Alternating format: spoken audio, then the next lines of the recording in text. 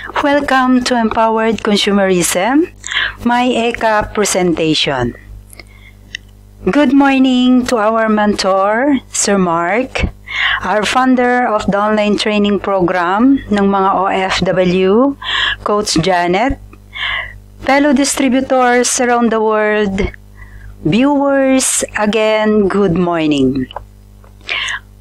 My topic for today is about ECAP. What is ECAP? ECAP means Empowered Consumerism Achievement Program. In this training, you are going to learn what is EC, what is MLM, and why Empowered Consumerism. So, yan guys ang ipipresent ko sa inyo this moment. So our foundation, sabi nga nila, is malalim, dapat malalim. Kagaya nito, nakikita nyo sa pictures dito sa screen ko, ay ito po yung foundation. So our foundation is differ like our foundation in business because training is the backbone of networking. So we're talking about training.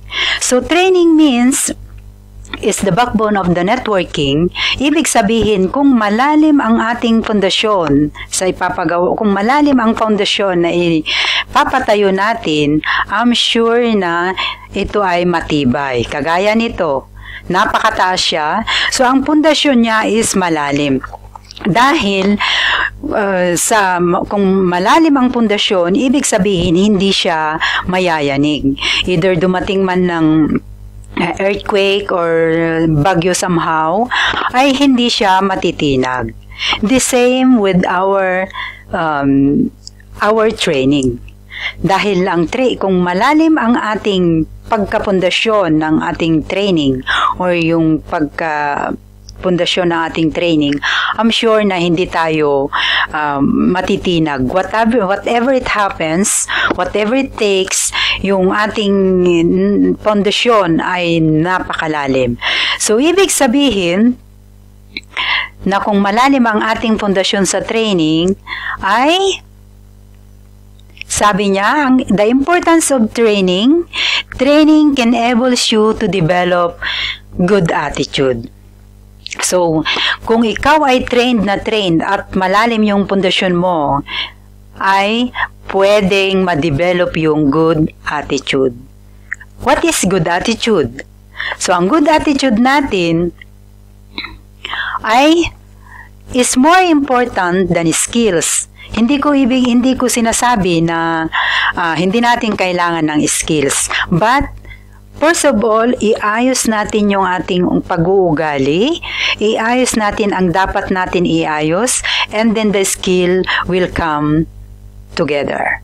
Susunod yan sa atin. Sabi pa, attitude is more important than education. Totoo po yan. Kasi maraming matataas ang pinag-aralan. Sorry to say this guys, sa mga viewers ko, maraming matataas ang pinag-aralan pero hindi maganda yung pag-uugali.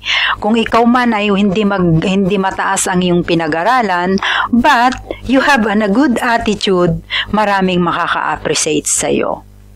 And last is avoid acne attitude. So, what is acne attitude? Alam ko na yan. Ang attitude na to ay mostly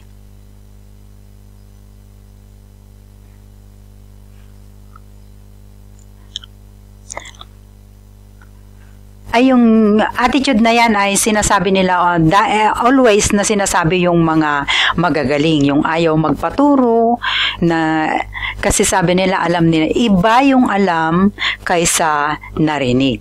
So, kung alam mo yan, ibig sabihin, magaling ka na. Pero ang mga magagaling at matatiling tao, they are not stop learning. Pero yung mga gustong magpapagaling-galingan lang, lagi nilang sinasabi yan, alam ko na yan. So, next is don't stop learning. learn the basic training of easy or empowered consumerism, which is number 1 is ECO or empowered consumerism orientation. This business platform or marketing plan ay dito natin makikita yung platform ng empowered consumerism. So, dapat alam natin ito. Pangalawa ay ang mga products. Dapat natin alamin ang mga nagagandahan ng products. NECO will give you the bigger picture or yung magpapatatag or magbibigay sa atin ng inspirasyon para sa ating itatayong business. Sa pamamagitan ng mga ito ay sa mga basic training na to ay lumalim ang ating pundasyon or pundasyon sa pagtitraining. Ang ECAP na ating tinatalakay right away at ang technical training knows about the DTC or the basic company policy. Mga ito guys ay dapat nating malaman o isa puso dahil ito ay ang magbibigay sa atin ng guide through our success. So kung meron ka ng pundasyon, gusto mong maabot yung pangarap mo sa buhay. So what are the steps that we are going to do in order to achieve our dreams in our lives? So ano yung naiisip mo na gagawin para ang pangarap mo sa buhay ay iyo pong matutupad? So meron mga step dito na dapat nating gagawin. Na dapat we are willing to step forward to reach our goal or dream in our life. So ang una, ikaw yan or ako. In order to get our dreams, dapat humakbang tayo pataas. Huwag tayong lilingon sa ating pinanggalingan. Never mind those negative thoughts. Never mind those who discourage you. Never mind those who want you to fall down. Yung ihilahin ka pababa. Don't mind them. Just concentrate on what you want to be happen on your life. Ikaw yun. So, pag ikaw yan ay magkaroon ka ng good listening attitude. Kung mayroon kang good listening attitude, anong mangyayari sa'yo? Mag-learn ka or matututo ka. Kung matututo ka, ay dapat na rin magturo ka.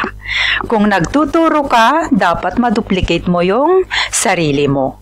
Para in case na absence ka, mayroong papalit sa'yo yung na-duplicate mo. O, di ba?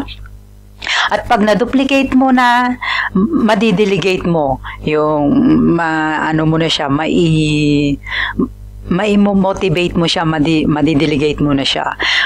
And then, you can multiply now yourself. Multiply yourself through time and effort. That is called leverage. Mapaparami mo yung sarili mo sa pamamagitan ng mga tinuruan mo. So pag marami na kayo, ibig sabihin mayroon ka ng network groups or business company. Mayroon ka ng ililid na grupo mo. So pagdating yan, pag mayroon ka ng active na right and left or mas marami ka ng downlines, na multiply mo na yung sarili mo, ibig sabihin magkakaroon ka ng income. So pag mayroon ka ng income, eto na ang resulta, yung pinagpaguran mo, yun mula sa pagiging good listening attitude mo, you learn, you teach, you duplicate, you delegate, you multiply yourself, you have a big group, and then the incomes came and the dreams, you got the dreams. So, napakaganda, di ba? So, yan guys. Yan ang ibig sabihin ng dreams natin. For us to fulfill or to reach our dream, dapat dumaan tayo sa step. Walang shortcut ng pagyaman, guys. Walang shortcut ng pagkuha ng pangarap na nagbayad ka na, kung mag-multiple accounts ka na, and then kinabukasan, your dreams come true. No, walang ganon. Walang ganon. Kaya dapat, pagtrabahuan natin. Napakasarap yung aanihin mo na yung pinagpaguran someday. O, di ba? So, dito naman ay ating titignan. What is multi-level marketing or MLM? This system of moving products from the factory to the consumer through the organization of users, retailers, and network builders. Distributors are given the commission instead of paying the media or advertising. Tignan naman natin ang pagkakaiba ng multi-level marketing at ang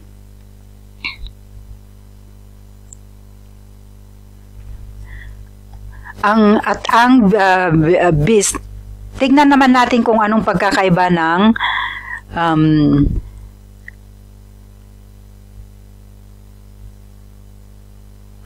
ito yung example ng traditional business versus MLM. Sa traditional business, sa traditional business ay mayroon silang factory. So, nagmumula sa factory, ito yung factory, down to wholesaler, at ang area agent, down to the retailer, the store, and we the consumer. So, ibig sabihin, 1, 2, 3, 4, 5 bago dumating sa atin. Dahil sa dito, marami silang advertising. Nag-hire sila ng mag-advertise, nag-hire sila ng newspaper, inilalagay nila sa newspaper ang mga products nila. So, kunwari, ang sabon, pagdating sa factory is 15 pesos, pagdating sa atin na consumers, o pagdating sa consumers na tayo ay bumibili na, it will cost us 35 pesos. So, napakalaki yung 20 pesos na di pinagdaanan mura factory hanggang sa atin. Eto guys, ang ways ng traditional business. Hindi pwede from factory to the consumers. But in our MLM or multi-level marketing, from the factory to the empowered consumerism, down to the distributor. We are the distributor. So, wala na to. Wala nang wholesaler, wala nang agent, wala nang store. Kundi tayo mismo na from our very own company, ay tayo na mismo ang magiging artista or magpo-promote, magmo-model sa ating mga products. Paano? In order to do that, na tayo ang magpo-promote o tayo ay magmo-model sa ating product, we must use our products. Okay? So, yan ang difference between traditional business and network marketing. So, eto na. Easy is a business platform lifestyle. So, making ordinary consumers become empowered by sharing the economy of a tested and proven system platform. Eto na ngayon ang tinatawag na empowered consumerism. So, why MLM? You have to believe the concept of new shared economy system, LMM. MLM is the wave of new future. Ito na yung new normal natin, yung bagong wave ng kinabukasan natin. Ang new shared economy system natin. So what are the credibility of MLM? Ano yung kredibilidad para tayo sa MLM na to, sa new shared company system natin? The wave of 21st century ay mula pa noong 1999 ay nai-introduce na sa Ateneo de Manila as part of the curriculum na ang MLM ay isa ng o 3 units of subjects. Maging ang Asian Institute of Management offered the official course also. And USA, the University of Illinois and University of Houston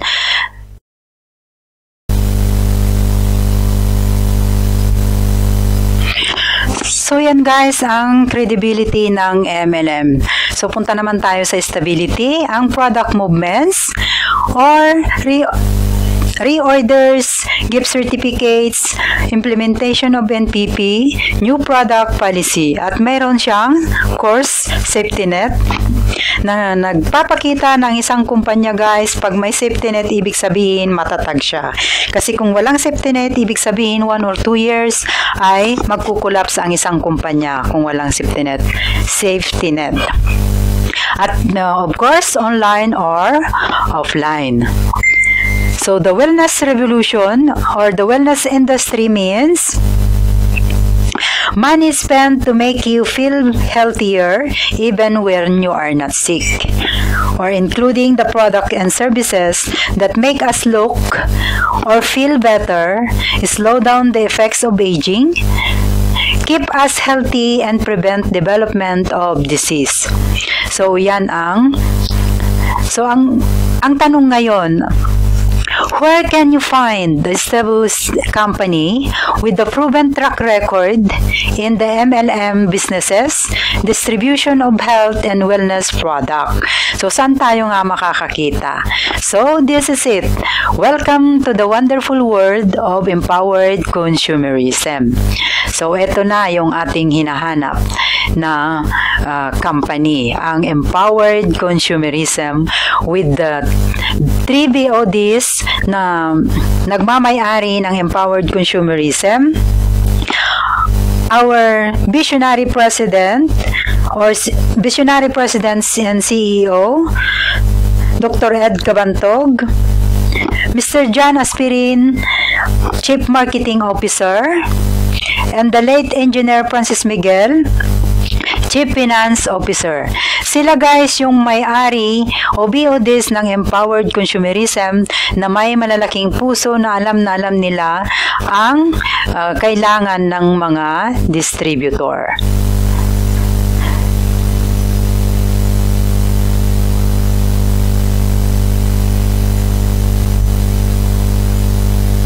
So, ang empowered consumerism ay mayroong local and international awards. So, makikita nyo dito sa screen ko na hindi na natin mabilang ang mga awards na natanggap ng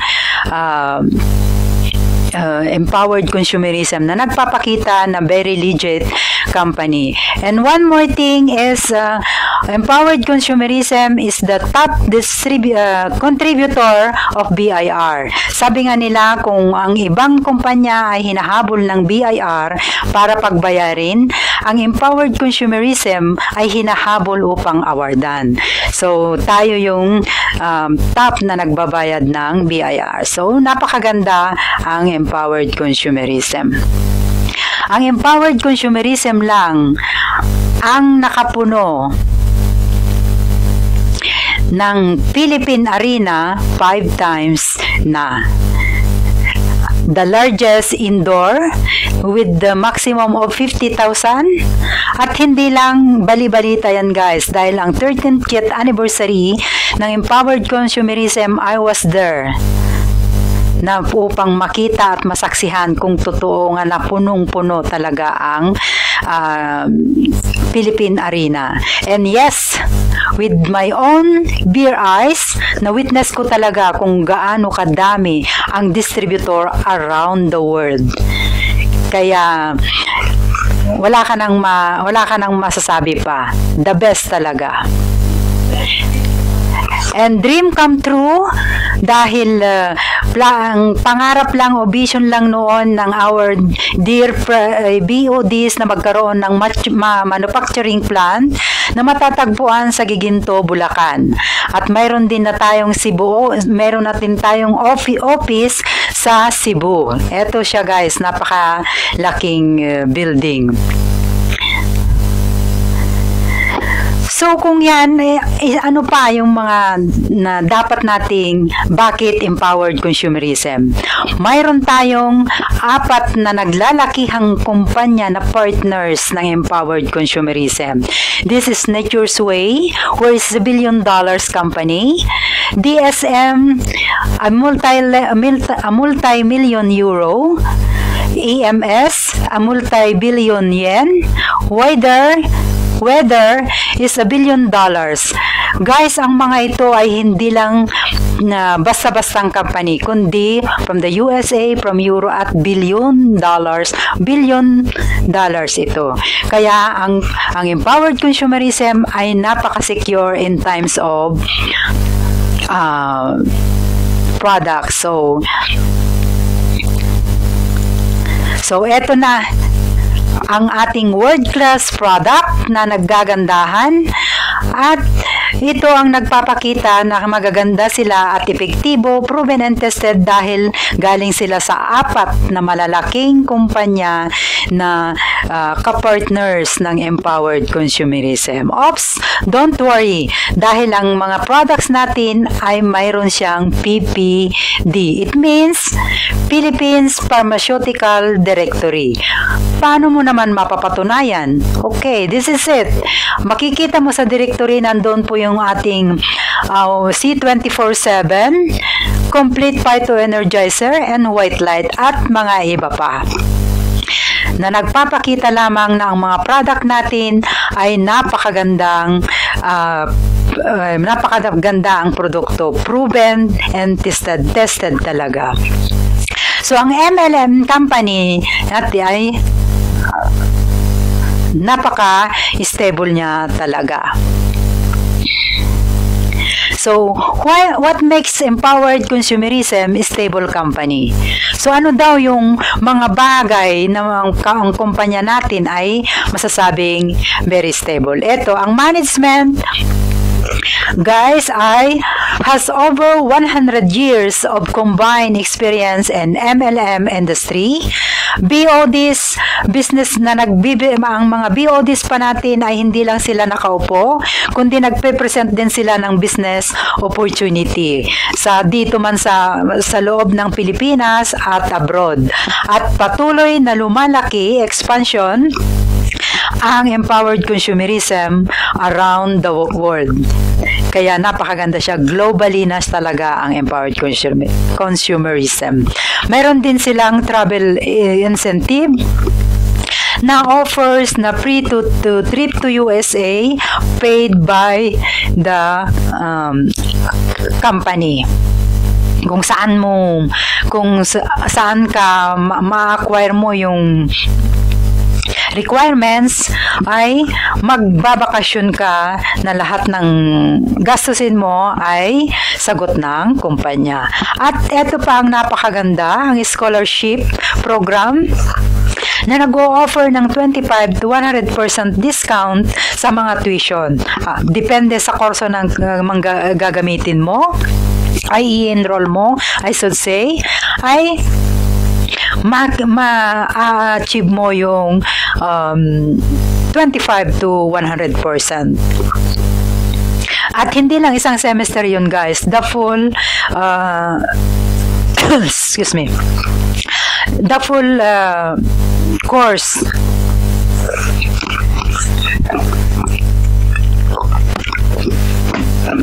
Sorry for that. And ito pang the best na talaga ng empowered consumerism, ang payout system.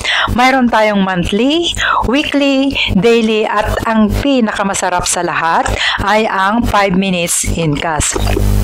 Kung naka-invite ka ngayon, mayroon kang isang invite with mayroon kang bonus na 700. Automatically, 5 minutes pwede mo siyang in-cash. Ganyan kaganda ang empowered consumerism. So, paano natin na ma-prove yan?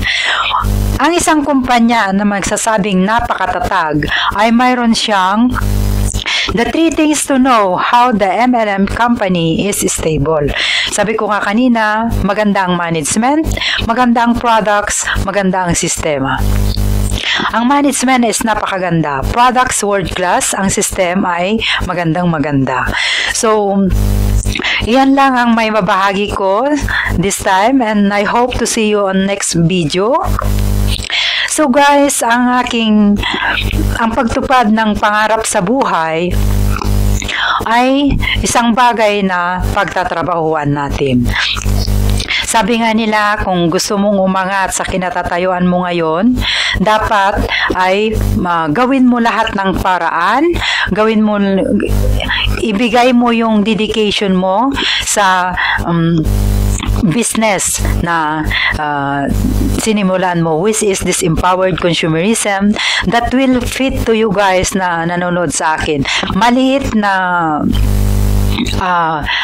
lang siya na puhunan pero malaki ang kitaan. Sabi nga, never stop dreaming, never stop believing, never give up, never stop, and never stop learning. Kung gusto mong magtagumpay, huwag kang titigil sa iyong pangarap, huwag mong isusuko ang iyong pangarap, huwag mong tigilan huwag mong ititigil ang paniniwala mo sa sarili mo to make you confidence, and every time, anywhere na ipipresent mo yung business, huwag kang mag-give up sa pangarap mo para sa iyo at ang pamilya mo. Never stop. And higit sa lahat, never stop learning. Dahil kung ang mga matatalino o mayayaman hindi sila tumitigil sa pagsaliksik ng mga bagay na kanila pong ikinakaangat. Just do the same, guys, na kung gusto nating masundan ang kanila pong yapak, na tayo din ay mapabilang someday sa kanila pong napakasarap na tagumpay. Let's do the business with our heart, effort, consistent. And salamat sa mga viewers ko. Nawa ay naliwanagan kayo sa aking pinaliwanag. So, thank you for watching me. This is Coach Stacy from Jordan, OFW. God bless everyone. Bye-bye.